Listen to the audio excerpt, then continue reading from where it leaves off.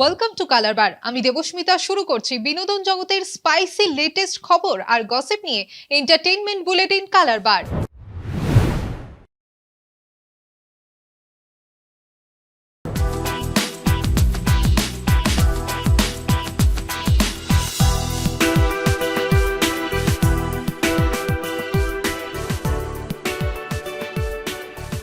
লিওনার্দোর ছবিতে জয় জয়কার কে পেলেন সেরার খেতাব।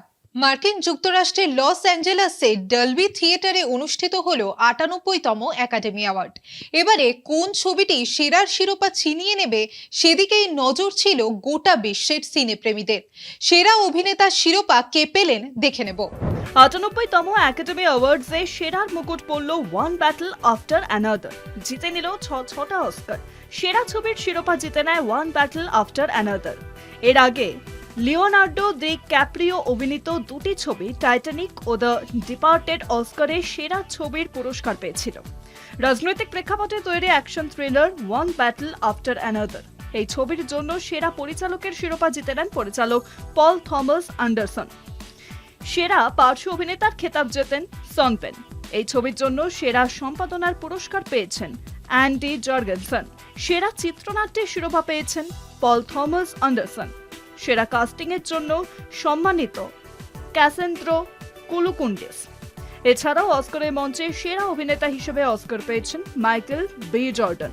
সিনার্স ছবির জন্য সেরা অভিনেতার পুরস্কার পেয়েছেন তিনি। সেরা সিনেমাটোগ্রাফির পুরস্কারও জিতেছে এই ছবি। ডোনাল্ড অর্কোপাও প্রথম মহিলা সিনেমাটোগ্রাফার হিসেবে অস্কার জিতেছেন। এছাড়াও সেরা অভিনেত্রী হিসেবে অস্কার জিতেছেন অ্যামি মেডিগান। ওয়েপন্স ছবির জন্য এই পুরস্কার জিতেছেন তিনি। অন্যদিকে সেরা আন্তর্জাতিক চলচ্চিত্রে অস্কার জিতে নিয়েছে নরওয়ের ছবি সেন্টিমেন্টাল ভ্যালু। ঠাকুমার ঝুলিতে একেবারে আলাদা লুকে ধরা দিয়েছে শ্রাবন্তী চট্টোপাধ্যায়। ষাটোর্ধ্ব ঠাকুমার বসবাস বিষ্ণুপুরে। অল্প বয়সের বিধবা। ২০শে মার্চ পরিচালক অয়ন চক্রবর্তীর হাত ধরে হইচইতে আসছে এই নয়া ওয়েব সিরিজ। তার আগে অন টিভির সঙ্গে একান্তের সাক্ষাৎকারে সিরিজের ট্রোলিং হওয়া নিয়ে নানান কথা বললেন শ্রাবন্তী চট্টোপাধ্যায়। ঠাকুমার ঝুলি খুলবে, রহস্যের গল্প বলবে, কারণ ইনি তো যে সে ঠাকুমা নন, ইনি গিরিজাবালা দেবী, অর্থাৎ আমাদের সকলের প্রিয় শ্রাবন্তী চট্টোপাধ্যায় ঠাকুমা হয়ে প্রথমবার পর্দায় আসছেন। ভালো আছে? খুব ভালো আছে। আচ্ছা, আজ অনুরাগীরা তো অনেকেই মানতেই কেমন একটা কষ্ট পাচ্ছে যে তোমাকে ঠাকুমা হিসেবে দেখবে। তুমি যখন তোমার কাছে প্রথম অয়নদা এই অফারটা আনি, তখন তোমার কি রিয়াকশন ছিল? কতক্ষণ সময় নিয়েছিলে রাজি হতে? বেশি কোনো সময় নিইনি, কারণ এটা আমার থেকে একদম আলাদা। তার জন্য আমার নিজের কাছে নিজের চ্যালেঞ্জ ছিল। আর নিশ্চয়ই কিছু ভেবে আমাকে এসবিএফ বলো বা অয়নদা বলো যে এই চরিত্রটা শ্রাবন্তী করতে পারে, নিশ্চয়ই কিছু একটা স্পার্ক আমার মধ্যে দেখেছে। তো সেই জন্যই আমি খুব এক্সাইটেড হয়ে গেছি। আর এই ঠাকুমা কিন্তু অন্যরকম, যে সে নয়। এই ঠাকুমা অনেক কিছু পারে, সেটা কি পারে সেটা ২০ তারিখ দেখতে হবে। কিন্তু যে এই চরিত্রটা যখন আমি শুনলাম, প্রথমে তো অবভিয়াসলি একটু অবাক হয়েছিলাম যে আমি ৬৫ বছরের বয়স্ক মহিলার চরিত্র করবো, আমি পারবো, আমি করতে পারবো। তারপরে ভাবলাম, যখন স্ক্রিপ্টটা শুনলাম, এত অসাধারণ, এত কিছু শেডস আছে, এত কিছু করার আছে এই চরিত্রটার সাথে।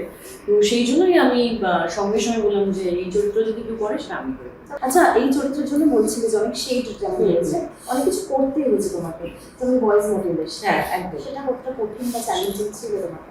শুধু ভয়েস মডুলেশন বলবো না, আমি জেস্টার পশ্চার বলবো, আমি অভিব্যক্তি বা হাঁটা চলা, এভরিথিং বেশ চ্যালেঞ্জিং ছিল। তো আস্তে আস্তে কাজটা করেছি। এবার দেখো, রেজাল্ট এখনো আসেনি, পরীক্ষা দেওয়া হয়ে গেছে, রেজাল্টটা হবে ২০ মার্চ। আচ্ছা, যদি ঠাকুমার ঝুলির গল্পটা অবশ্যই জট খুলবে, যদি তোমার কাছে ঠাকুমার ঝুলি কেউ এনে দিত, কি চাইতে তার? ঠাকুমার ঝুলি থেকে দারুণ দারুণ গল্প, বিভিন্ন রকম চরিত্র। গল্প ছাড়া চরিত্র, স্বপ্নের চরিত্র আছে?